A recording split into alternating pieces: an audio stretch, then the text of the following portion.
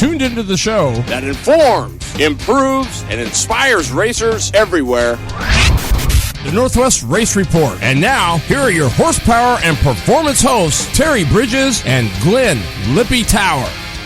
Tonight's Northwest Race Report is part by Blue Line Graphics, Wicked Fabrication, O'Hagan's Carts and Supplies, South Bay Automotive, Creative Ink and Design, and Scott Seal Coat. Informing, improving, and inspiring racers everywhere. The Northwest Race Report, Wednesday nights, 6:30, exclusively at terrybridges.com. And now, back to your horsepower and performance hosts, Terry Bridges, Glenn Tower, and Jeff Eden. Hey, what's going on, racers? You're tuned into another edition of the Northwest Race Report. I'm your horsepower and performance broadcaster, Mr. Terry Bridges. And in the house with me are my great co-hosts. Couldn't do it without these guys. The legendary president, Mr. Glenn Lippy Tower. Evening. And the once straight liner turned oval tracker turned maybe back a little straight line, Mr. Jeff Eden. Evening. What's going on, guys? It's all good in the hood. Yeah, everybody seems it must be a tough week. Everybody's kind of 34 hours in so far this week. Wow. You're kidding. Yeah, and then Lip sat in traffic for 2 hours. 2 hours, yeah. That's ridiculous. I don't understand that. Gotta love Washington. Jason Sujic, P1, Esquinia is P2, and your current point leader, we think, Mr. Dan Watkins, third. Shane Smith, one time, is he's sitting right there in the fourth spot. So pretty cool stuff. Well, we got a cool show for you tonight. We're going to talk a little bit about, I saw a post is what did it, but we're going to talk about some racer responsibilities and do they have them? I mean, apart from, just going to the track. I mean, do you have, as a racer, do you have responsibilities? I personally think they do, but we're going to chime in. So we'll have you on the chat line. We'll chime in there. We're also going to, Lippy's got some stuff he's going to discuss. And no, it's not going to be a bad thing. We're just going to talk about it. We got our In the Seat guest, brought to you by Blue Line Graphics, is pretty cool. Snagged him today, Mr. Andy Foley. And those of you who don't know Andy, he's a UAS driver from back in Virginia. And he was the one in that really bad accident back there at Dumpling Valley. So the fiery crash. Yes, the fiery crash. So he's going to be our Blue Line Graphics In the Seat guest tonight at 7. So Jeff, also got to tell you guys, the clan here from the Northwest Race Report, we had a pretty cool weekend. We all went over to Mr. Eden's house. He invited us over for a big barbecue. So we kind of got together and had some cold adult beverages and some good grub, and the wives were with us, and it was a cool outing, man. So thanks for that. It was a wonderful evening. Hey, appreciate it. A big thanks to my son-in-law for all his cooking, his carne asada and the chicken, and yeah, my son did up some ribs that everybody kind of devoured, and total grub, man. Yeah, it was good. Yeah. The one good thing about it all, I ended up with more beer than I started with. How does that happen? I don't know, but the cooler was clear full.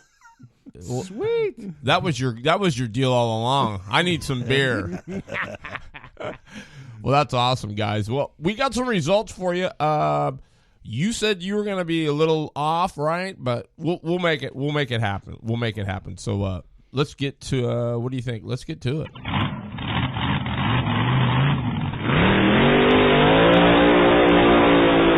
And tonight's Winner's Circle Wednesday brought to you by, of course, who else? None other than Wicked Fabrication, Auburn, Washington. Since 2002, Wicked Fab been doing the deal in the hot rod industry. Check them out on Facebook or on the web, www.wickedfab.com. Craig Wick and his gang are awesome. So, results. It didn't look as busy this week as it did last week. I mean, it was, I don't know, maybe, I don't know. Big cars were busy. Were they? Yeah. Well, Yeah, I just well, here's what I did. I got us I don't know how many. Do you follow the Rose Cup much? I mean, it's a big deal, but you really don't. It's like you don't. You don't hear about it up here. You don't. I mean, although there was a lot of guys from up here. They had the gas feature. The gas cars. They're like what the guy did was he took and bought a whole bunch of the like old late models, the perimeter cars. I think there's some straight rails, and then he turned them in, old tour cars that were junk, maybe needed clip or whatever. And he's got them fixed up. He's got, I don't know, 10, 12, whatever. And you can rent them and go run them. So they're like running late models on the road course. Well, they had that there. They had 32 cars. Wow. Yeah. That would have been cool. Yeah, it is. Chris Evans took the gas feature. Eric Dahlquist, I don't know if you remember, he's from old Portland Speedway guy. But here's Jason Fraser, right? Yeah. Yeah. He won the BMW feature there. Wow. Yeah.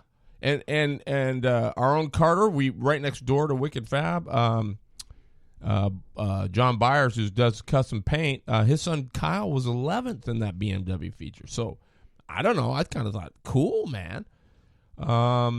Let's see the Rose Cup feature.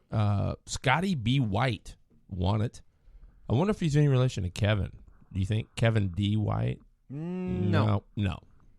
Will Hunholtz, who is dating or his significant other at the time right now is Mariah McGriff. So he was fourth. Joe Harlan won the small bore. Josh Moriarty was second. I thought that was cool. Let's see. Spec Miata went to Gary Bachman. Spec Racer Ford went to Todd Harris. And the Vintage went to Jason Perkins. Did you hear one time Shane Smith got seventh in the, I think that was a Deming. Yeah, it was Deming. In the Northwest Ford Focus deal. And he had some good company up there with him because Garrett Thomas. Yeah, won it. BK3 winner. Yeah, he did a great job. Garrett did, and so did Shane. He had some stuff to overcome early in the weekend, but they did it, and with the invert, it put him in a good position, and he was able to hold it. So, hats off to him. Yeah. He's been working with that deal, and it's finally starting to come together. So yeah. Are we getting some feedback on that? Because I still haven't seen anything come across. Yeah. For what? I'm getting a ton here. Okay. Let's see. right. Oh, he was seventh at Skagit. Oh, 11th sorry. at Deming with a flat left front. Wow. So, nice. dude is rolling it one time. In the one-time motorsports team, getting it done there. Glad to see it. Yeah. Spokane. Boy. As hard as those guys are working, I'm just not seeing the turnout that I would think that one would want to be giving those guys because they are some good guys. Joey Nelson, those guys. It's a great track. It over is, there. but you're looking. I mean, I don't know. Maybe it's just their deal, but I mean, they only had like 12 or 13 late models, and it's just, boy, I don't know. But. Baby Grands went to Ashley Varner. Nicole Behar won the late models. Dave Garber, Andy Brown, they were second, third. And then I think it was the Tuners went to Nick Bellamy. So, I hate to see that. They are working hard over there. And you would just think that, I don't know, maybe, I don't know the whole situation. So, but it just appears that the car count is lacking there. Well, I think there's... it went down so far there for such a long time that it's going to take a while to come back. Yeah, because when the one guy had it, they had both the drag strip and the circle track. He kind of ran it in the ground. Yeah. So it's went through 3 or 4 different hands. That doesn't help anything. Once everything gets established again, I think it'll come back. I really do. I just hope they can hang on. Yeah, I've never actually been there to see, a race there. But I mean, is it rough? I mean, I've heard that it's rough, but I don't know. Maybe it didn't seem that bad. And it's been quite a few years since I was there. You could actually go up from the drag strip and stand on the berm, and you could watch both if you wanted to. Oh, really? Yeah, they're right at the starting line is where the track is off to the other side. And then where's the kart track in conjunction to all that? Can you actually see the kart track from there, or is it? I don't know. Okay. At that time, I don't think they had one there. Oh, I think Spokane's been there a long time, but I didn't. Well, anyway, I was over there at the drag strip, so. Well, and I think one of the guys that the hands went through is Bryson Tarr. He is the promoter now out at Hermiston. And they had the Coke 075, which was for the street stocks and the Hornets. So, I don't know. That's pretty cool. Bart Hector Jr. won the street stocks. And Angel Asweguea. Am I saying that right, Angel? I don't know. Oseguea. Oseguea? Angel wins the Hornet deal. And that's pretty cool because, I met him through Facebook, and he's a Hornet guy. He's always shuffling Hornets and cars and parts and stuff. And so, yeah, it was pretty neat to see him win up there, the Hornet main event. 50 laps for the Hornets. That's not bad. So, heck yeah.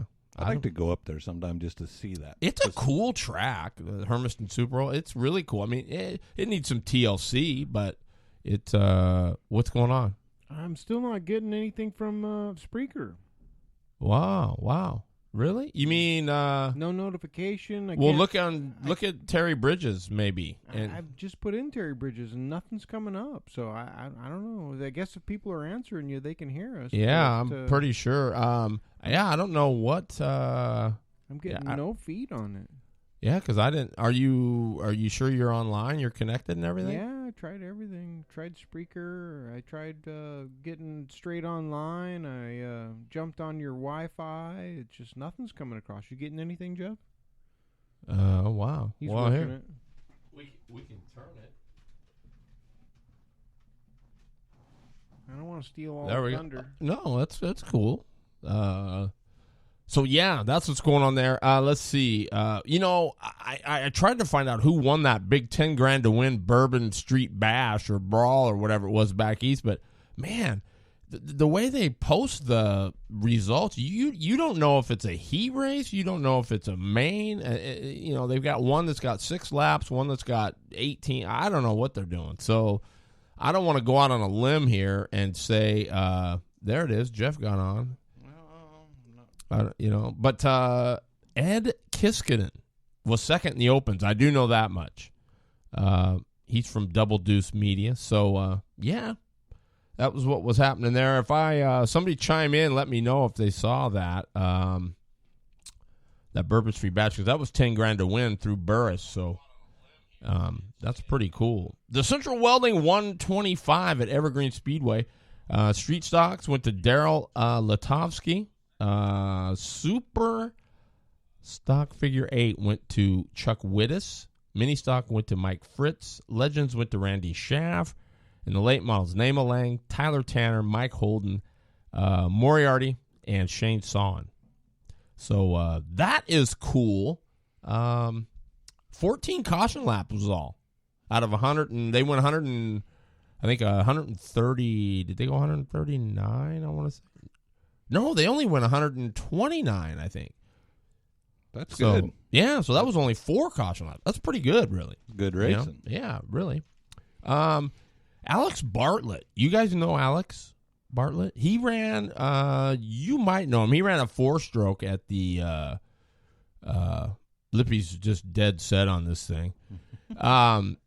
So he ran at the BK in the 4-stroke division, and he wins again in Montana in the Bandoleros.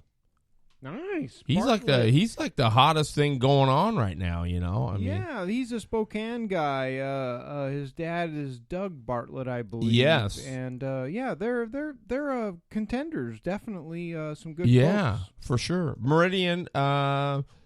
They had their deal going on, their local show. Hannah Newhouse won the late model, so she's back in the winner's circle. Those of you that know her, she was pretty hot stuff there for a while. Her and Nicole Bihar were a couple females that were really rocking it, stock car wise.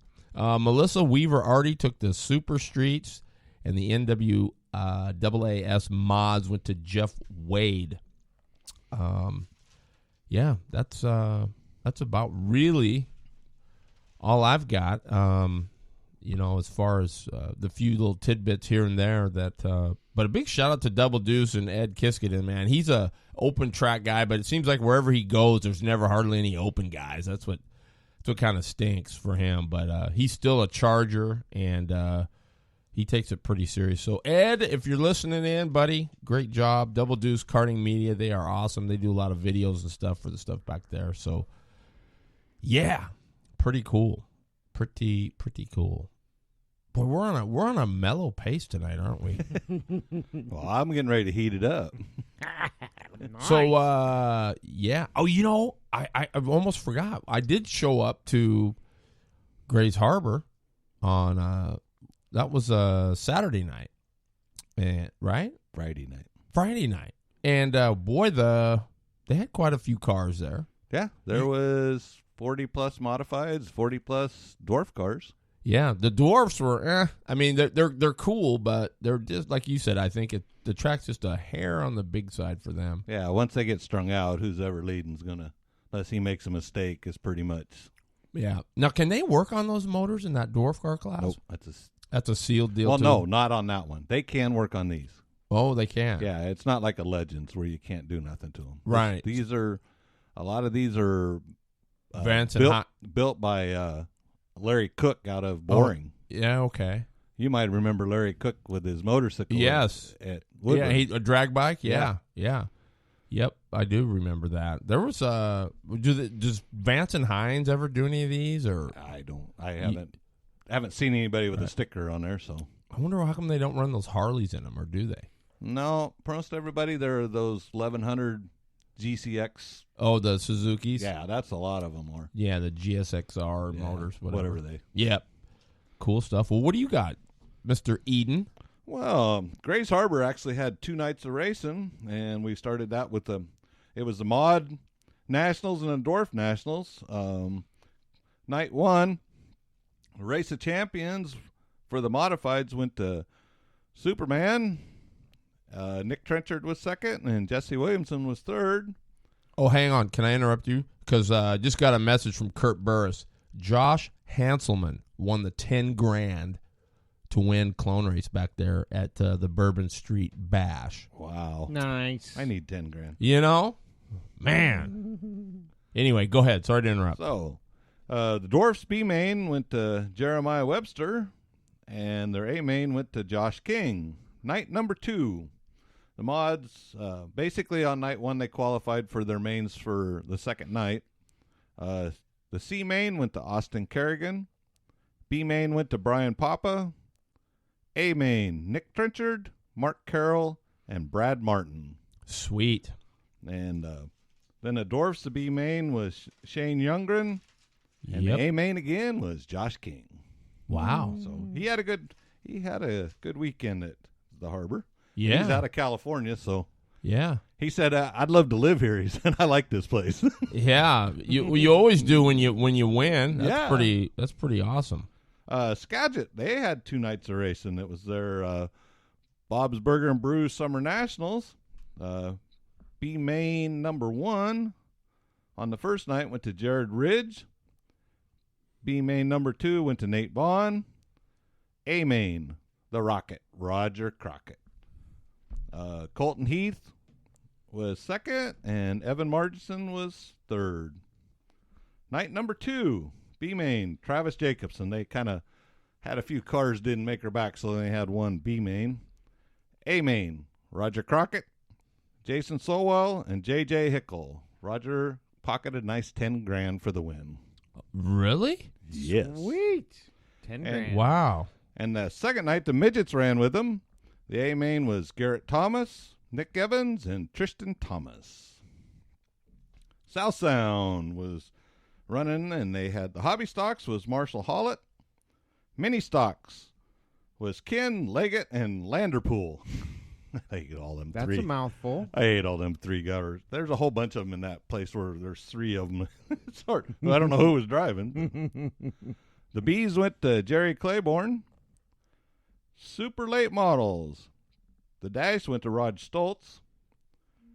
Number 1 qualifier. I thought this was kind of interesting. 1 through 3. 1374, 1376, and 1376. That was their top 3 qualifiers. Wow, that's Tight. That's really tight. Right in there. There was like 17 or 18 late models there. The A main went to Wade Bland. Bob Presley was second. And Tommy Ellison was third. Sweet. Sunset. Sport mods went to John Henry. That's kind of a disappointing deal. There was only 2 sport mods showed up. Pure stocks went to Trevor Labarge. Dwarfs went to Guy Town Jr., which I was surprised there was any dwarfs even there, being most of the guys was at Grays Harbor. Oh, right. Street stocks went to Doug Pittish. The newbies, which I looked around, I couldn't figure out what they're actually doing there, but it went to Bailey Jackson. And the B's actually did 60 laps, 30 one way, 30 the other. Holy moly, really? And Danny Asher won it all. Sweet. I'd like to see him going the other way. It's a handful. You ever tried that? No. Holy cow. Well, at Portland, when they used to have the pavement was there, you had the wheel. And before the main, they would spin the wheel, and it would give you whether they were going right or going left. Really? Yeah, so you couldn't set your car up. No, you couldn't. So that's, right in the middle. And it was, I don't know. I would think it's a little spooky coming up to that guardrail on your driver's side. Oh, man, I'm telling you, going backwards, it's not. It's a handful. And then Willamette had their fan appreciation night. Justin Duty won the Outlaws. Father John was following him in second place. The mods, Kyle Yak. Again. Super Sports went to Brian Thompson. Sportsman, Tom Yak. Wow. Again. Very cool. Classics went to David Kronk, and the Hornets went to Roe Laverne. Cottage Grove, they had Froggy 44 tribute to Mel. And that's one of the guys that had raced down there for years and passed away, so they've kind of got a tribute race going to him. And the Hornets was Chris Price won that, or Pierce, and that was for $444.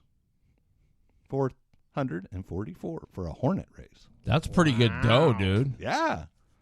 Extreme Spins went to Dave Hibbard. Late models, Ron Brewster. He's liking that place. Yeah, Brewster. God, I haven't. He took off and did those little Pro 4 late models for a while too, I think. Yeah, and then come back to this. Yeah. And Sport Mods went to Daniel Ray. Good deal. And that's about it, huh? That's about it. Well, I got some good news that I heard, and this was just kind of cool. eShiftercart.com, James O'Brien, he has joined forces with the Oregon Two-Stroke Championship Series, the O2S Championship Series. You can find it on Facebook. And he's sponsoring the Shifter Light class. So I thought that was really cool. And I, like I said in my post, I would be keeping my eyes peeled for some cool stuff coming up in 2017. Because James O'Brien is just, he's been killing it over there with the new biz and everything else. So super cool. I just love to see the sport take care of itself like that. When you got people stepping up and they see a new series going and they jump on board to help out. I just think that's super cool. I don't think we need more of that, I think. Definitely. At least in the karting end of it, anyway. Well, all of it. Right now, racing's struggling. I don't care how you put it. I mean, or where it is. We had the other night for the mid-season championship 6 sprint cars.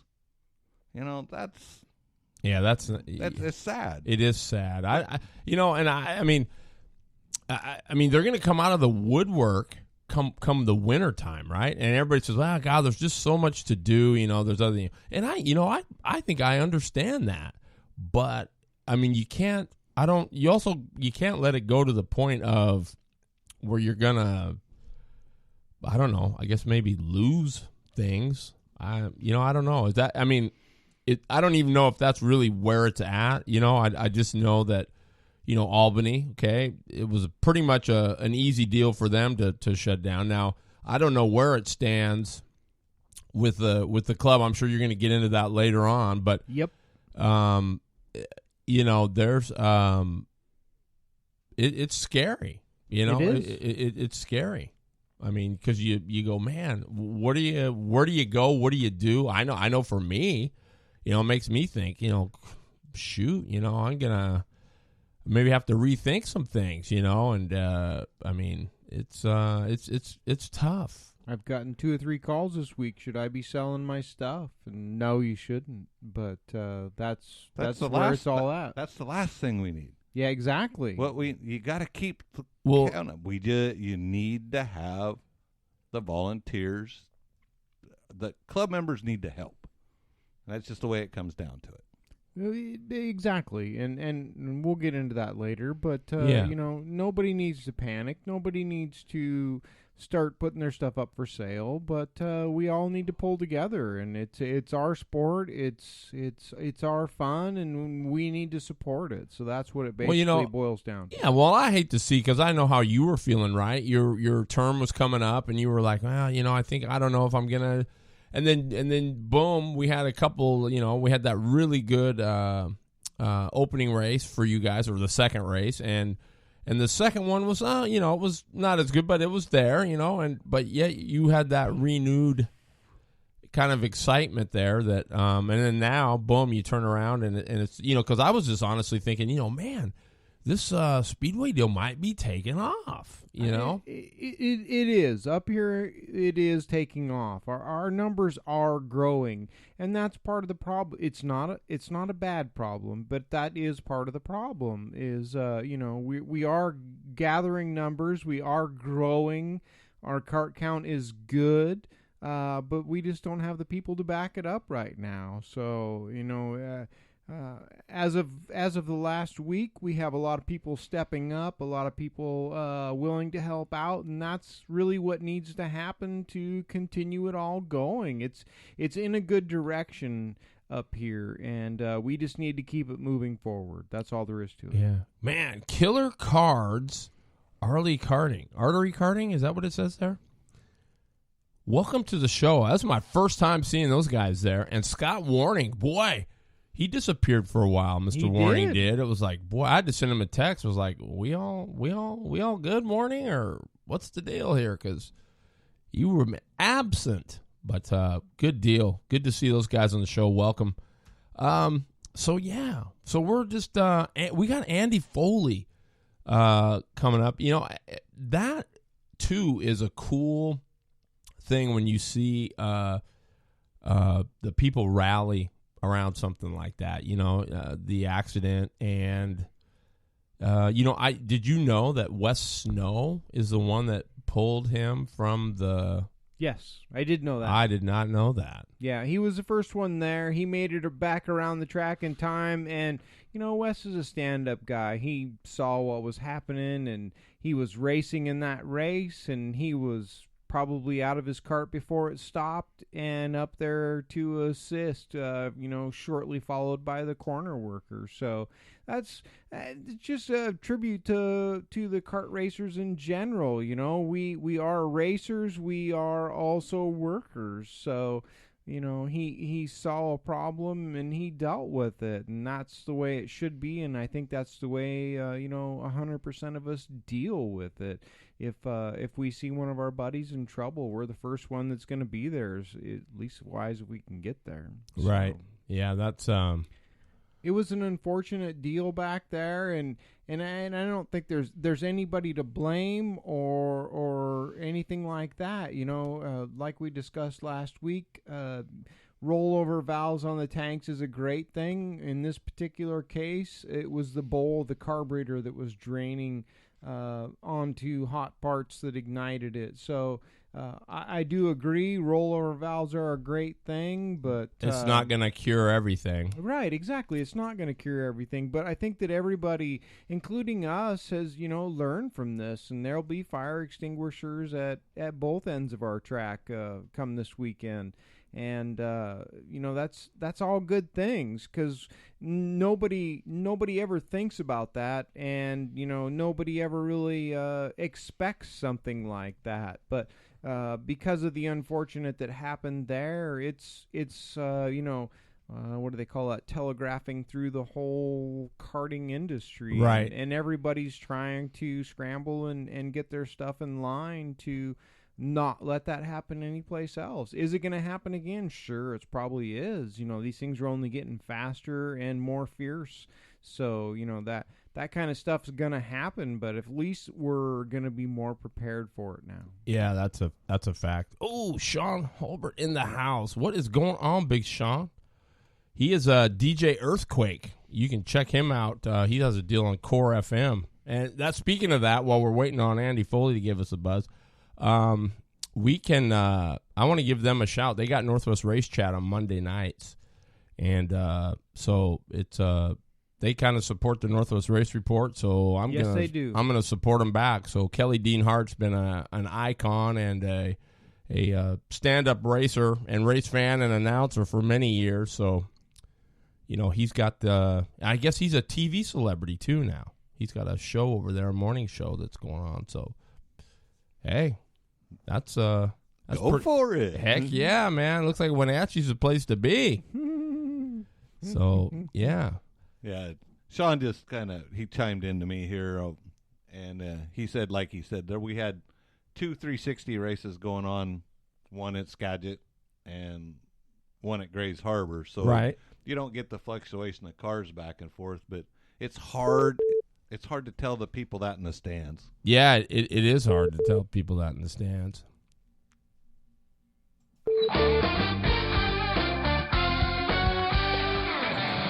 Your favorite drivers and people of interest in the motorsports world. It's time for In the Seat, powered by Blue Line Graphics. Yeah, big shout out to Blue Line Graphics, our In the Seat guest. Boy, this guy, just met him on Facebook. There's so many UAS racers, so it's always cool to get somebody new. We got Mr. Andy Foley in the house. Andy Foley, how are you, man? Thanks for being on the show. Thank you for having me. I'm great. Getting better. Yeah, good deal. So, let's talk about first of all, how long have you been involved with the Unlimited All-Stars? I started getting into that type of karting about 2 years ago. Okay. And I got tired of riding the slow clones. Okay. The slow clones. Can you eat those? Oh, no, wait. That's a snow cone. So you stepped up. You got Unlimited All-Star. So what are you running for power? You got a 450 on there? Yes, sir. Honda CRF 450 2005 model. Wow. So what are you thinking so far? Are you liking it? So, I love it. I wouldn't give it up for anything. That's what I like to hear right there. You bet.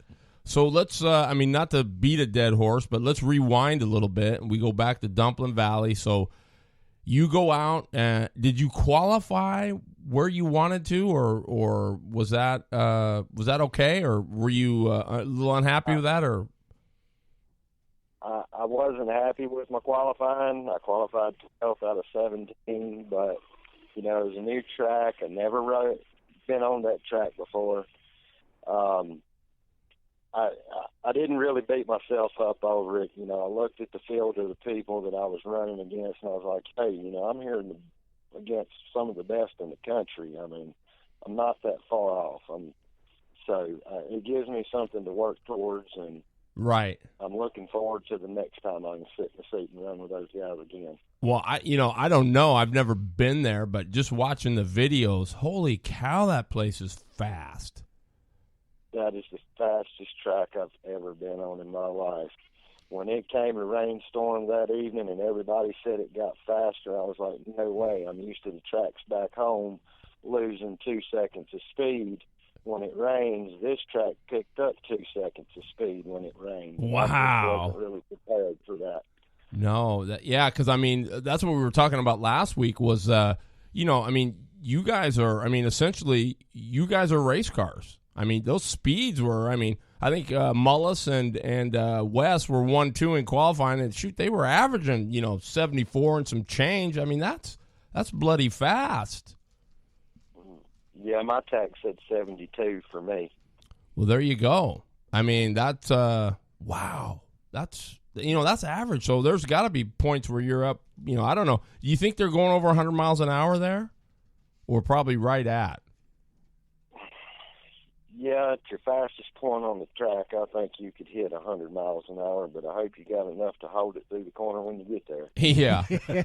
Amen. Wow. So you start the main event. You're pretty excited. You're looking. You're saying, okay, I haven't beat myself up. I'm just going to bide my time. And 4 laps in, take us through what happened, or do you even remember? I remember it all very well. It replays through my mind every day. There was a guy, Jordan Stotts, number 20, had a really radical kart with a twin-cylinder fuel-injected, I think, Yamaha 500 made it off of a snowmobile. Oh. Well, 4th lap into the race, his motor mount broke and violently bounced around in his cart, and from what I understand, it ended up in his lap, and he come off the track on the middle of 3 and 4, and he was stalled there. Well, all this happened behind me and the rest of the field's back.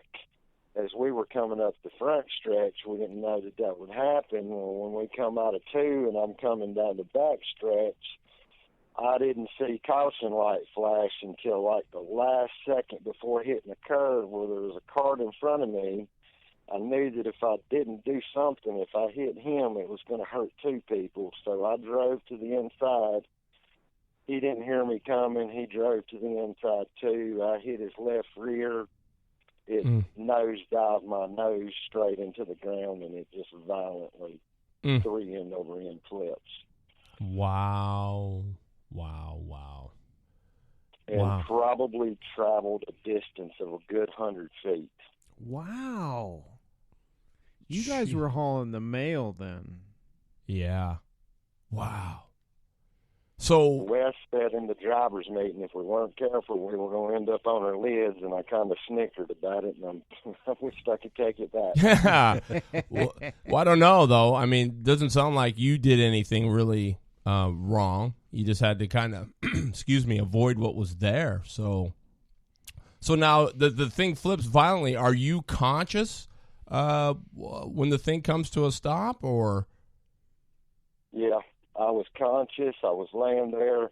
I felt my arm when it broke, when the motor broke my arm, and everything kind of went numb from there, and I was just wishing that it would hurry up and end. And when it did come to a rest, I'm laying there, and I'm like, I have no energy. It exhausted me completely, and I'm just sitting there thinking to myself, well, I wish the corner worker would hurry up and come get me out of this. And then all of a sudden I seen my shield get bright yellow, and I was like, oh man, I know this ain't good. And I heard somebody hollering fire, and luckily Wes got over there as quick as he did and got me pulled out.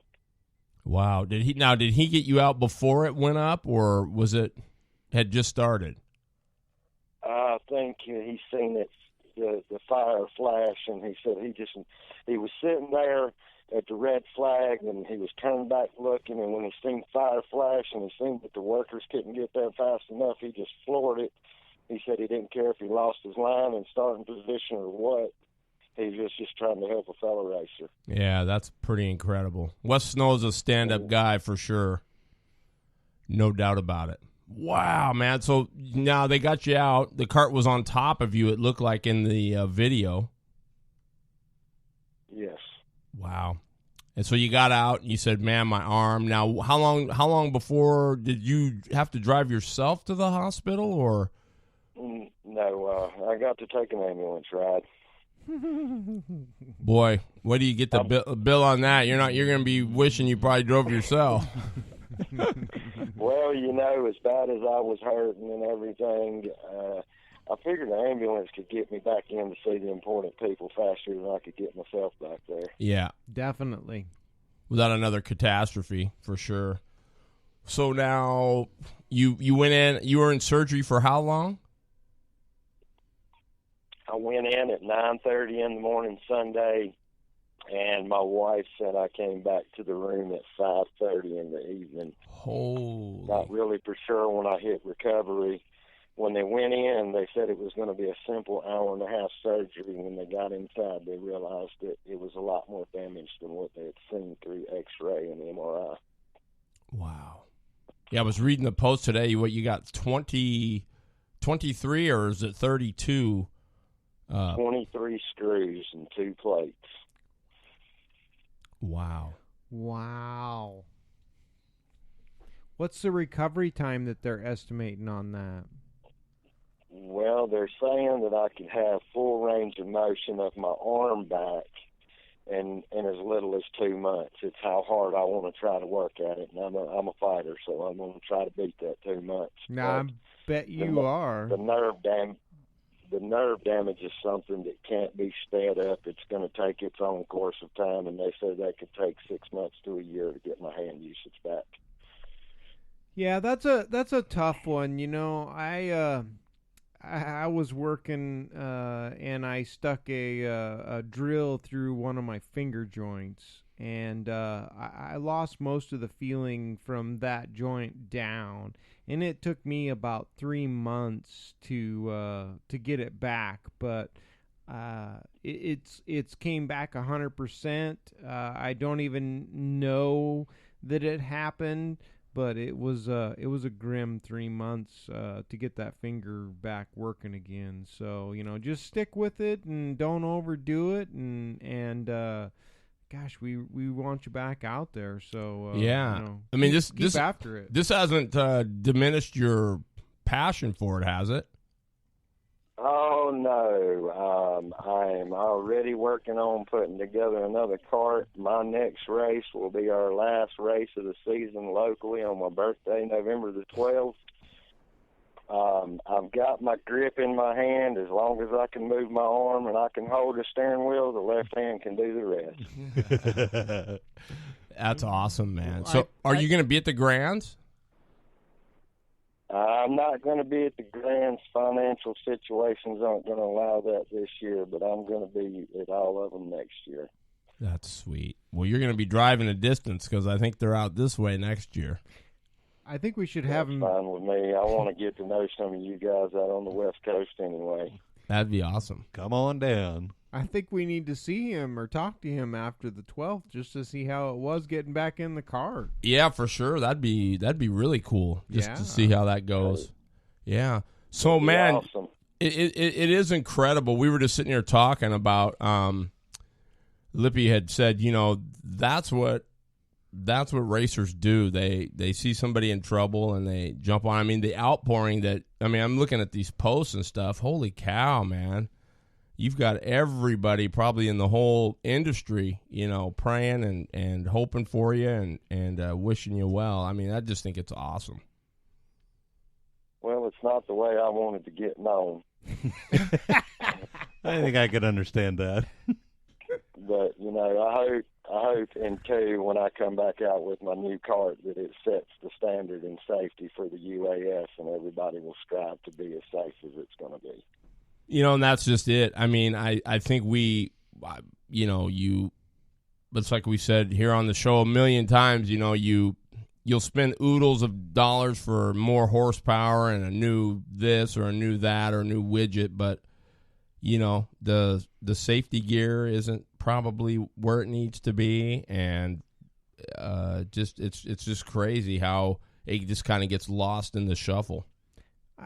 I think that may be true, but on the same token, we've all learned from your accident. So, you've helped people all the way across the United States. It was an unfortunate deal that you were involved in, but I know for me as a track operator, promoter, and race guy, you know, it's brought stuff to light that I hadn't even thought about. And so, you know, it's sad to say I'd never had a fire extinguisher in my corners before, but there will be from this point on, you know, because of that. And I'm glad you didn't get burned. I'm sad you got broken, but you know, we're all learning from this, and we thank you for that. But it's sad to say that it had to come to a broken limb to get it there. But still, it's a good thing, and you know, you're probably going to go down in the record books because of it. So. I'm definitely sorry to say that it took that many screws to put you back together, though. Man. Well, I can't fly anywhere now, probably. Yeah. Oh, you can fly. My wife's got 2 plates in her arm from a car accident. She don't have quite as many screws, but she's got 2 plates, and she gets on airplane. Yeah, wow, that's awesome. You'll definitely win the contest of how many screws you got in your arm, though. Oh, yeah.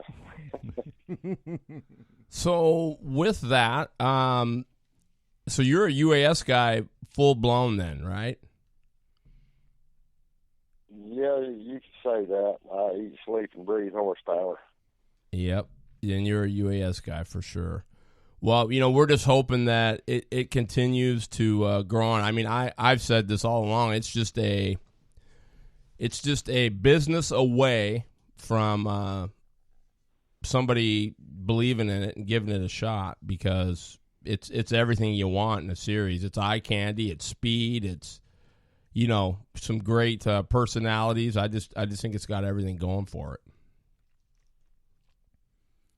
We love it. I'm starting the junior UAS region here, and my son's going to start practicing and running it, so he'll have something to look forward to when he gets old enough to step up to the senior level. See, that's awesome right there. It's just we don't have enough of that, and just to hear that you got a son coming into it, or daughter, whatever it may be, and you know, promoting the class and looking for our next generation. That's awesome. So you said you hadn't been to Dumpling Valley before. That was your first trip there? Yes. So how far away do you live from Dumpling? 4.5 hours. I'm sure you guys have heard of Martinsville Speedway. Oh, yes. I live 20 minutes from Martinsville Speedway in a little town called Bassett. Nice. So the Dumpling Valley looked like an awesome track. Where is it that you normally run with your UAS kart out there? I've run Capital City. I don't know the names of all the tracks, and mainly Liberty, Capital City. I try to stay local. We haven't had the finances to travel to some of the bigger outside races yet.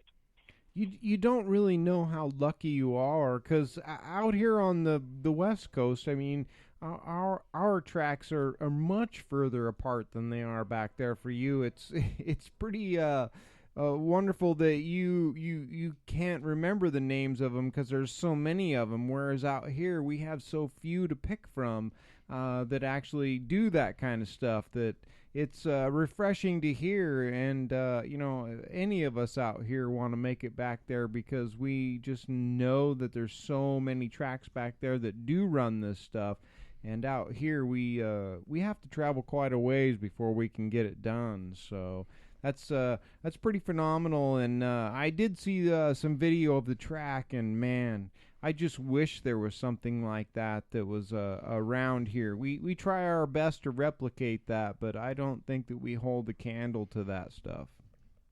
We actually want to come and race where you guys race. I've got a lot of us out here looking forward, maybe hopefully, of coming out to the next BK race. That's awesome. So it's big. That BK deal has really grown. The BK is awesome. It's been that way from day one. It's just one of those deals where we hit the right thing, whatever it was, because it's awesome. But Before we let you go, we got the quick 5. So I got 5 questions that we ask, and you can't really think about them. You just got to say the first thing that comes off the top of your head. You ready? Yeah. Okay. Burris or Maxis? Burris. Alcohol or gas? Depends on what gas. Race gas. 2-cycle or 4-cycle? 4-stroke power.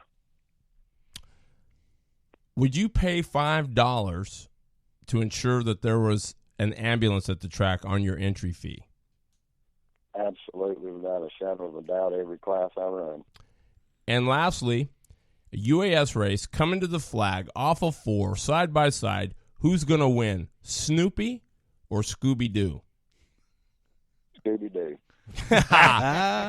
and why? He's Scooby's crafty. got Shaggy backing him. Oh, right on. Right on. Well, Andy Foley, I got to say, man, it's been a complete privilege to have you on the show. Absolutely. Thank you. And Privilege for me too. it's I'm glad. I hope you'll be a avid listener now, and not that you weren't, but I know it's late for you back there. But man, get well soon. Just know that everybody here at the Northwest Race Report is behind you all the way. So if there's anything we can do to help you, let us know. Will do. Thank you guys so much. I've been praying for you since the day it happened, buddy. Thank you, brother. You know Pretty cool. Well, thanks for calling, Andy, and hopefully we'll be talking to you soon. From the winner's Thank circle. you. You guys have a good weekend. You as well. Thanks a lot. Bye-bye. Bye-bye. How about that guy, huh? It doesn't get any finer than It that doesn't, right there. man. I mean, how cool is that guy? You know, and it's unfortunate, like he said, he asked me today, well, how did I get the, what was your reasoning for getting me on the show?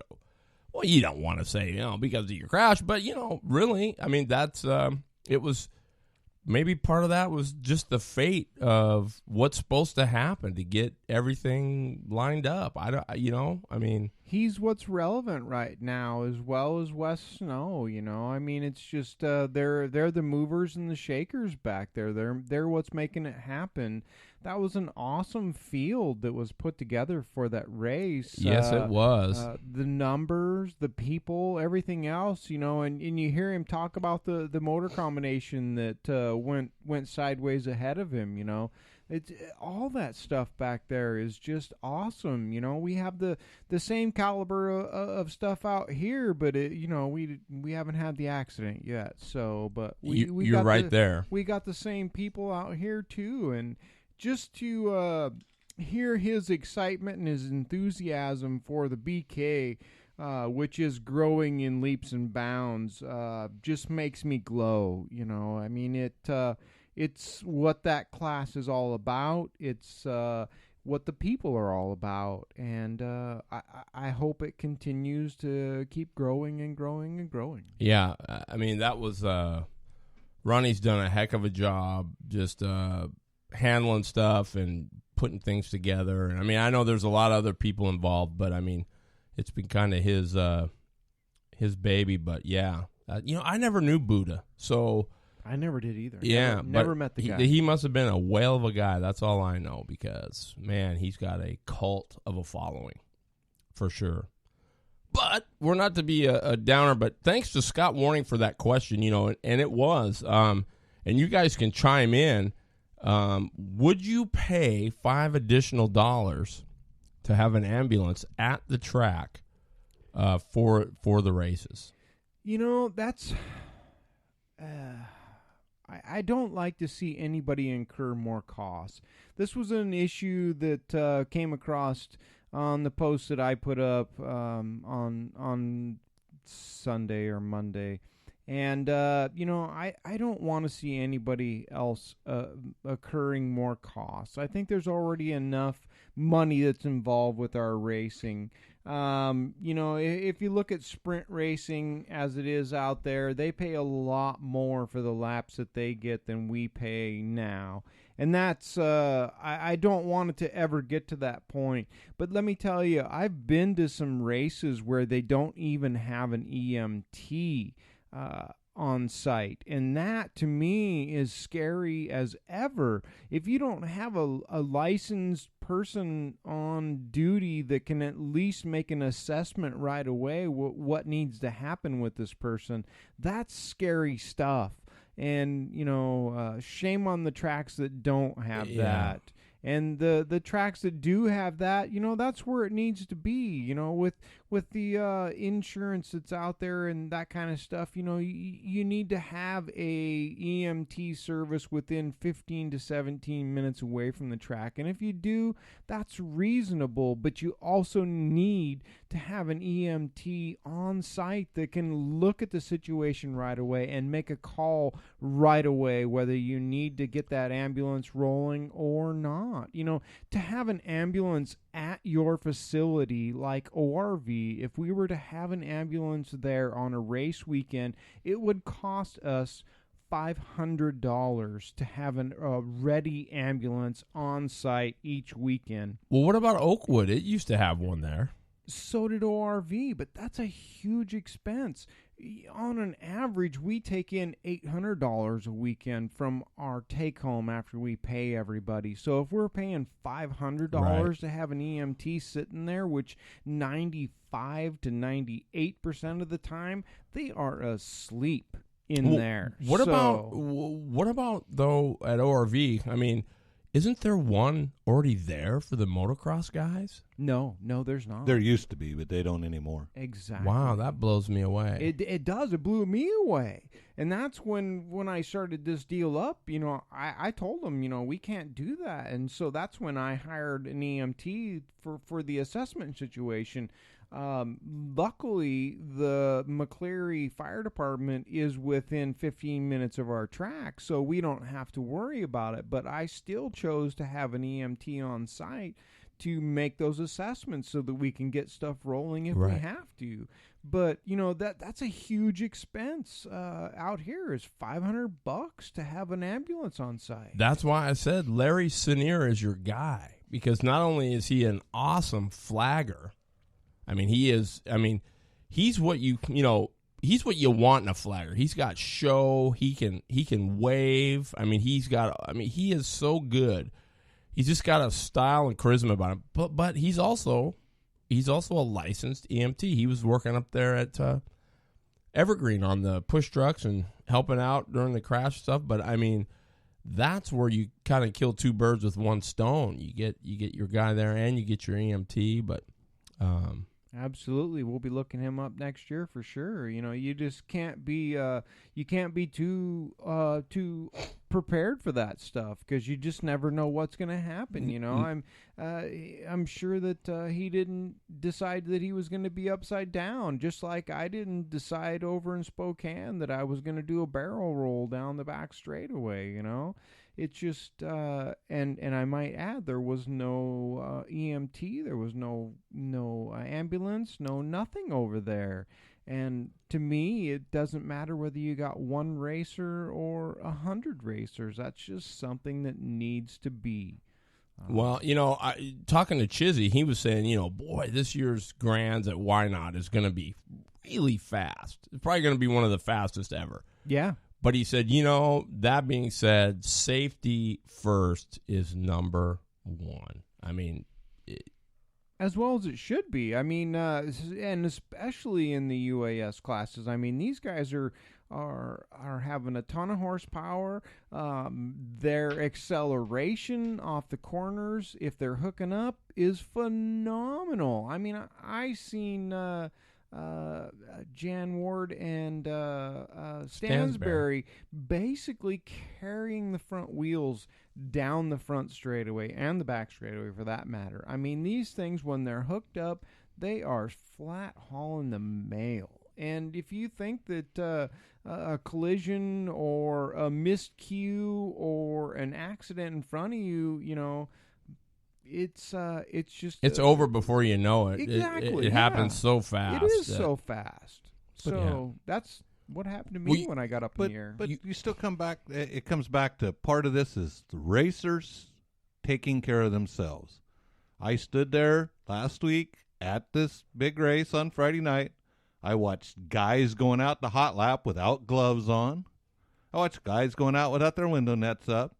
It's, to me, you have to take care of yourself. You do. Yeah. And it's not acceptable in my opinion. Right. And that is it. And unfortunately, it's when you get lazy like that is when you get bit. And that's why, I know for me, when I was racing, I mean, if I didn't put I got in the car, I had an order, which, if I got one of those out of sync, like if I did my, you get in there and you get that and you do this belt and you get, if I got one thing out of sync, I was done. And then God help you if I forgot my gloves. I mean, it was like, I didn't even want to drive. I was just mentally beat, just couldn't do it. Well, and it goes back, and this is quite a few years ago, but one of the pro stock racers got killed, Lee Shepard. He was only going to make an 8-mile pass. Did not put his seatbelts on. Car crashed. Killed him. Wow. Wow. Why would you get in something like that and do something like that? It just doesn't. Personal safety. I've never been down the drag strip the whole time I raced without all my gear on. Never. Not even if it's just a short. No. Just you do it. And a lot of these guys and some of the fire suits I look at out there at Grays Harbor, my God, they're old. They're old. You could walk up there with a match and light them on fire. What are they going to do? Yeah, it's like more like you got to take care of them. It's the same with the helmet. You see guys chuck them and it hits the roll bar or it hits this, and that's a knock on that lid. I mean that could put you need all of that to when you're taking a hit. I guess we just can't stress safety enough. But, yeah, and Chris, the guy I work with, he took a rock in the helmet and took a big chunk out of it. That was it. Went and bought a new one. Yeah, you have to at that point. Yeah, I mean, and helmets aren't cheap when you buy a good one. They are not. But your head's not cheap either. Right. Well, we know Lippy's got some stuff he wants to talk about too, but Jeff, let's talk some track, because I like your you've got a lot of experience. I mean, even though when you came to oval racing, you said, you used to say, I don't know nothing about this round here. I just go straight line, right? Well, you're pretty well versed now, but I mean, it's basically the same, isn't it? I mean, whether you're going straight or the principles are the same. Yeah, it's all competition, and I thrive on competition. So, the drag race years, I enjoyed every bit of it. I did a lot with a very little amount of money. And this weekend, Northwest Nationals are at Seattle at Pacific Raceways. I go one day out of the 3 just to go see all the people that I've met over the years, just to re-socialize. And that's the funnest part of it all. I signed the license of 3 of the Pedregon boys whenever they were racing alcohol. They licensed at Woodburn. I can walk into Cruz's pit, talk to Cruz. He remembers me. And that's the kind of thing that makes it all special. And the circle track deal is, within the last 4 or 5 years, has become kind of into my blood to the point of I can't stop. But I've become a crew member and learning stuff that I really didn't care about before, like the suspension and all. I mean, these modifieds the suspensions are just so intricate, and to learn, we have a pattern. We know what we're going to do between races, and we just go do it. We don't have to discuss it unless there's something just a little bit extra. Then he'll say, "What do you think?" So it keeps my mind sharp. Right. And I get to stay in the game. That's what it's all about, really. I mean, you can say what you want, but I mean, once you're in, you're pretty much a lifer. I mean, you'll always gravitate back to that. But so what do you say to somebody that's never seen a fuel car run? Go watch. I love it. Fact is here, they were still running the quarter, so it's probably been 8-9 years ago. I took my wife. All the years we've been around, Terry had never, ever seen a fuel car. So I sit at the 8th mile on the tower side. If anything's going to happen, it usually happens at 8th mile. And I didn't give her any earplugs. So they come up, they do their burnout, they back up, and I just watched her. I didn't pay attention to the cars. As they went by, the smile on her face was so big, but yet she's still trying to plug her ears. It was too late. They don't realize how fast they're going when they get to that point. Yeah, they are. I had a friend of mine I put on the starting line at Woodburn. Don Perdomo was there testing, and I had him stand in the other lane. And when I looked around to say how you like that, he was on his knees. He said, "I can't believe that. That much horsepower. It shakes the ground." It does. You can hear every hole hitting. I mean, it's incredible. It shakes you to your core, really. Yeah, I mean, it it does. does. If you haven't experienced that before, it's a rattling that you've never felt before. Never. It's quite awesome. And the newbie, you take the newbie into the pits, and it used to be they would back the car out underneath the canopy to where they wouldn't get the fumes under the canopy so the crew could work around. Now they all wear gas masks. Yep. But you watch the people there that are newbies, because they're standing there. Pretty soon they're wiping their eyes. They're running because that nitro's burning their eyes. That's just special, And that's going on at Seattle Pacific Raceways this weekend. Yep. Absolutely, it is. Friday, Saturday, and Sunday. Yeah, don't miss that. If you haven't been, guys, you need. I mean, it's awesome that you get a national event here anyway. So that would be a good place to go support it if you are a race fan and you like big, loud, you just noisy have to be stuff. a race fan. That's all you have to be. Last weekend was awesome up there. They had 11 nitro nostalgia cars up there. And Wow. what a great show. We stayed till 10:30, 11 o'clock at night and watched the nitro under the lights with the header flames and everything. It just doesn't get any better than that, really. I don't care what it is you're racing. Under the lights is always better. For sure. Yeah, Now, absolutely. what's the rumor? I heard that ORV was maybe getting some lights. Yes, our Betty Boop weekend is going to be under the lights. Oh, baby. And we will be running it. Our mains, I'm hoping, are going to start around 8 o'clock and run right up until 10. So it's going to be a good time Yes, down there. I love that. And here's the beauty why you want to go to this Boop. I mean, it is for Betty Singleton, who was a wonderful lady. You talk about doing stuff for the club and whatnot. I think she was highly involved. Oh, absolutely. She was the club. And but it's kind of what we've just been discussing. It's you have great competitive racing all day long. Gonna be some good stuff gonna be at the Boop, but it's the food afterwards, because there's everybody brings something, and there's this huge smorgasbord of food, and everybody, I keep my music going, and one year they had girls doing fire dances, and they did, and the food, everybody's hanging out. So one minute you're at each other's throat, breathing down their neck, trying to win the thing. The next minute, it's bench racing and eating good food and hanging out with a great big bonfire. It just doesn't get any cooler than that. I mean, it's what it's all about, really. Yeah, camaraderie. Definitely. With the weekend panning out the way it is on the Saturday show for the Betty, we're gonna have dinner early instead of late, because we're gonna start the mains at 8 and run all the way up until 10. There's gonna be a dinner break before, and that's when the potluck's gonna be. The club is really thin right now, so we're not going to be able to participate in that. We'll set up an area, and anybody that wants to bring stuff, we'll have an area for you. But the club being as thin as it is right now, we can't participate in that. But there's definitely why is that? Just because there was.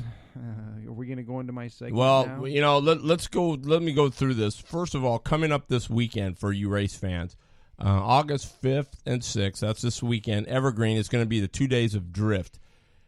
It might not be my thing, but if you haven't seen or got to ride with these guys, you can do so at Pat's Acres. You can actually go in, you pay your $10. I think you buy a $3 head sock. That's all they make you wear. I don't know. We're talking safety. That almost might be crazy. But you can ride with your favorite drift guy. You can go as many times as you want. Smell the rubber. And it's crazy cool. That's going on at Evergreen. And then the local show's going on at Skagit. They're having the tuners and sprint cars and whatnot. And then Yakima this weekend is the Brawl for It All. The West Coast late models are going to be there. Nice. So be sure you go and support Max Schroeder Motorsports, big backer of the Northwest Race Report. They're going for 100 laps on the historic half mile there at Yakima. And that'll be some cool stuff. CKA at ORV, the Summer Speedway Series, they will be going on. Yours truly will be there calling the action. Looking forward to that. Yes, we will. And, man, I'm sure Sunset, and they've got all their local shows. Jeff, what do you got there? Oh, we got Elma's going to have 360s midgets, street stocks with the tuners, Skagit's sports and sprints, mods and tuners. South Sound, late model 75 with the Legends, the Baby Grands, and the Super 4s. Ooh, that'll be cool. I-5 quarter midgets, they're having a club race this weekend. They got to be burnt out after 2 straight weekends of, 180 one weekend and 100 another. That's Shane Smith, he was pretty heavy into that. I mean, I went and did the Grands in 2010, and there was, I think we qualified 450 cars. It took like 4 days to get through I think we started with an I main and 4 advanced. Wow. Yes. Sunset's got the Schramm Brothers Excavating Mod Twin 50s. You're going to run 2 separate races. You actually pay for both races. Right. So there'll be payouts on both of them. Good deal. Sport Mod, Street Stocks, and the Micro 600s will be there. Willamette's having non-wing sprints, Super Sports, Super Street Stocks, and the Hornets. Cottage Grove is their fan appreciation night. And if you ever get a chance to go to one of these fan appreciation nights, do it. You get to go down, you get to look at the cars, you get to talk to the drivers. I mean, you're right out on the track they pull all the cars out front and everybody, you just go wander through them. Yeah, it is really, really cool. Yep. And they're having extreme sprints, late models mod, sport mods, and the Hornets. Woodburn Drag Strip, and I'm not sure how they're running this because both Joey and Jay are racing in Seattle this weekend, but the 38th annual Mother Truck and Drags. And have you ever seen semis going down the track? These guys have a ball. We actually had a gal come in one year with a log truck loaded with logs that wanted to race. Nice. Did she get to? No, Oh. we just had fresh asphalt. It would have killed it. But we let her, we let her park, and everybody got to go look at it. It was pretty cool. Yeah, that is cool. And then Pacific Raceways with the NHRA Mellow Yellow Series. Yeah, get up there. Check it out. There's a lot of stuff going this weekend. There is. Don't forget, coming up too, the state fair races are going on. They'll be going on there'll be a group going on the 28th, and then they'll also be going on September the 4th. Yeah. Registrations are due by the end of this week, I do believe. So if you're more curious, you need more info, you can contact Jason Suchich at Salem Speedway, or you can go to salemspeedway.wordpress.com. I think it's salemspeedway1.wordpress.com. So check them out there. They've got all the stuff there. But that'll be pretty cool. Hopefully the numbers show. Yeah, definitely. Get in there and support this deal. It's a great venue to get in front of all the people down there in Salem and Oregon to let them know about dirt kart racing. So get out there, put on a good show. Don't expect too much, though. It's like any other show. They're going to expect you to be in and out of there in 3 hours, so it's going to be a bing, bang, boom kind of show, but it's up to us to put on a good show for them and to represent what we do out there. So don't be an ass and go out there and have some fun, and don't expect too much, because I think they're going to get one heat and one main. You know, you might get 2 heats and one main, but still get out there and have some fun and support it. Well, this will take me 5 minutes because you guys can go over. What do you got? Let me give you one more. Okay.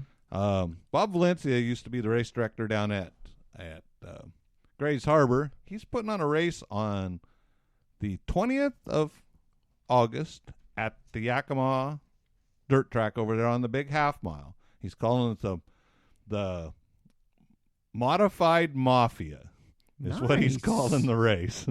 And he's got some pretty good money up for it. He wouldn't tell us all exactly what, but he's got I'm betting 1,000 to win. It's got some backing. Yeah. Well, I got one more, too. I almost forgot. I can't do that. August the 27th. That's a night race. And it's going to be the Saturday night shootout, the second annual. It's at Tri-Cities. They've got 1,000 to win in the Yellow 206 Senior, 500 for second. They've got all kinds of advertising packages, anywhere from 200 to 2,000. You pay that 2,000 though, you're all over it. They've got 20 different radio spots, 25 promos that they're going to be doing for the show. It's going to one primetime airing at 7:00.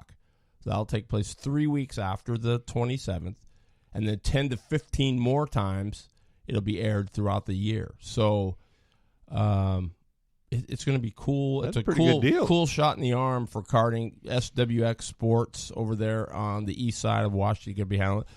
Yours truly will be there. They called me back, so I'll be co-hosting with their host, and so going to be kind of cool. But that brings us up because we got about 14 minutes. This shouldn't take too long, but it's what Lippy was saying. Do racers have responsibilities? And I'm going to say, maybe you guys agree, I don't know. I'm going to say yes. The first one is to show up with clean, ready racing equipment. You know, we all know you can't show up working on your stuff. It just makes for a pretty poor day. To register all personnel with the necessary passes as soon as you get there. That should be the first thing you do. Just take care of that business, get it done, out of your hair. And then you don't have guys traipsing and jumping on you and announcing 40 times that you got to get your passes. To know and understand all the rules. I think, Lippy, you preach that constantly. Yep. To show up with a positive attitude.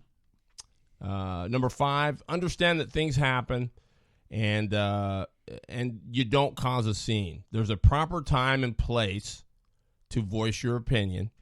And it's typically not in front of God and everybody, putting it on display.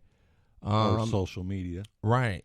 And 6, understand that a civil, under control manner is more apt to get you understood and get something taken care of in your favor, if you're right. 7, know when your events are. It's not the announcer's job to get you on the grid.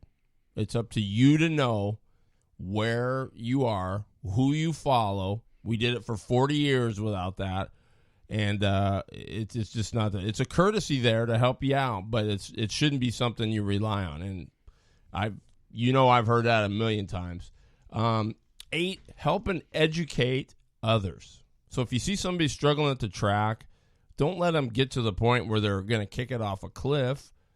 Go see if you can help them out. Absolutely. I mean, it's just crazy. I see people struggle, and I'll just look at them like, I guess you're gonna have to figure it out. I mean, I guess you can do that, but it's just not the right way. Sport. No, it's not good for the sport. 9, promote the sport. You, the racer, are the only one really that you're the best voice of all because you drive it, you maintain it, you know what's going on. I mean, you can really promote the sport by bringing new people, by doing car shows if you can. I mean, we can take from it, but we also got to give back to it. Absolutely. By promoting it. If you say you're going to do something, do it. You got promoters, you've got race directors, you've got all kinds of people that are trying to plan races and schedules and this and that. And some people count on your verbal word. So don't give your word. Don't say, yeah, I'll run it, and then have everybody set everything up, and then at the last minute decide you're going to back out. That's just not cool. I mean, it puts everybody in a tight spot, and it's not fair. So, I know you get excited, and it's, but if you need to check your schedule, then you probably should check your schedule before you say, yeah, I'll go do it, and then and then decide you're not going to do it. And lastly, the one I had was attend all the events you can and opt for the help when you can or you can't make it. The sport depends on it. And that's just a few of the responsibilities. I mean, you're a role model. There's more eyes on you than you think by a long ways, and you just never know who's watching. Well, and another thing too, and I've heard this through the grapevine, and somebody did tell me that they seen it for sure, and I'm not going to say who it was, but at Skagit, Saturday night, Crockett wins the race. Jason Solwell refuses to go to the podium. Why? Because you got beat? Because you didn't Why? like a call? Everybody, Why? no, I mean, he just refused to go. Yeah, that's ridiculous. To me, and I've always had a lot of respect for Jason. I always thought he was, this right here kind of diminished that a little bit. Absolutely. Yeah, that's not cool.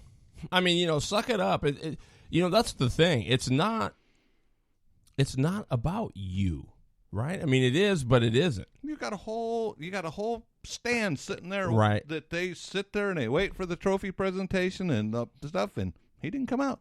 That's too bad. That is really too bad. But hey, we all have to live with our decisions. So that's one that, I mean, it may come back to bite him. It may not. I don't know him, so I can't say. But I mean, one of the fastest sprint cars in the Northwest. Yeah, but he got beat by the Rocket, and 2 nights in a row. Crockett can roll it. Yeah, I mean, and give it up, man. That's when you give it up. You shake the guy's hand and congratulate him, and you go about your business. Absolutely. Yeah. What do they say? Every dog has his day, right? Well, and regardless of how many you win or have won or whatever, somebody can be better than you on any given night. That's just how it is. And there's a whole field of people out there, and only one can win. So, be happy with what you did pull down and graceful and thankful for what it is. And grateful that you got to do it. I know some people that wouldn't care if they won a race at all. They just want to be able to go do it.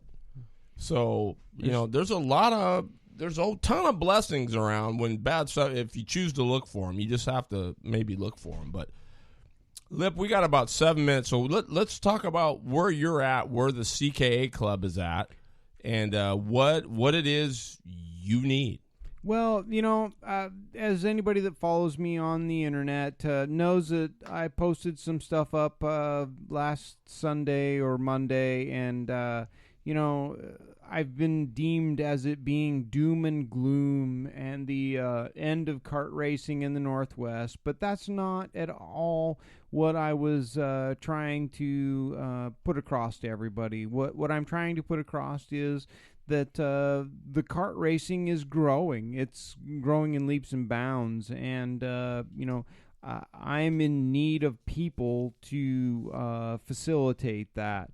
And that's what's happening. It's not a bad thing. It's a good thing. And I don't want to put it across that it's doom and gloom and that we're getting ready to quit, because that's not what it is. Yes, I do need help. I am struggling right now. I believe that we had a meeting on Sunday, and somebody, Brenda, my secretary, posted that we had 8 people there. That's not true. We had 5 people there.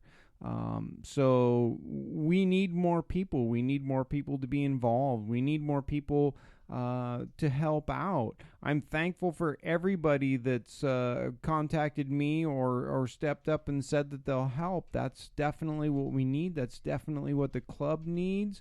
But I have to be honest with you. What I'm looking for is people that are going to be in for the long haul. I need scorers. I need people that are computer savvy, that can run our scoring system, that are going to be there week in and week out. regardless of the calls that happen on the track, regardless of the circumstances that happen on the tracks. Too often over the last 4 years, what's happened to me is people step up, they agree to do stuff, they agree to help out and score, and help with our day-to-day activities. And as soon as something doesn't go in their favor or in their team's favor, they just up and walk away. And that's not going to work. That's not what's helping. It's put me into this bind right now to where I am pleading and begging for people to come in and help out and continue us through the season. We've got a great scoring system that works well when we have somebody that understands it. Unfortunately, I don't have the aptitude to do that. With all my other duties along the line, it's very far down on my list. So I'm really looking for people that are willing to step up. And by what I mean step up is to show up at every single race, regardless whether your carts, your team, your stuff is going to be there or not. I need people that are going to be there each and every week that we're going to have a race. And, support what we do. It's growing. It's becoming bigger and bigger, and that's what we need. But we also need more people to, step up and to help out. Yes, we do need corner workers. We do need scale people. We do need camera people, that kind of stuff. Definitely, we can put you to work if you're willing to do that. It's not a hard job. It's just a matter of camera guy. doing it. What are you filming these? We have filmed all of our races in the past, but our camera guy is struggling with setup right now. So setup becomes more important than camera. I can't say that I blame him, but that's not fair to everybody else. I think that's something between you, what you produce as a show and across the airways is a great thing. And also in conjunction with our videos, it's what's made our racing in our area what it is today. Between you and our videos, it's really what's made it grow. If it wasn't for either one of those things, we would be non-existent right now. So it's something that's very important to me, and it's something that needs to happen is to continue that. It's very important, and it's what people keep looking forward to. If you go back and look at any of our videos back in the past few years, we've got more likes than anybody out there, more views than anybody out there. So, it's just something that needs to continue to happen, but I don't have the people to make it happen. In the past, we've had 8 to 10 people that have been dedicated and have stuck with me all year long to do duties and move around where they can and where they need to make things happen.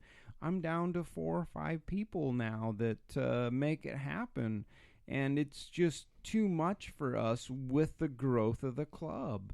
So I'm looking for new people that are willing to be there on a, consistent basis. Yes, exactly.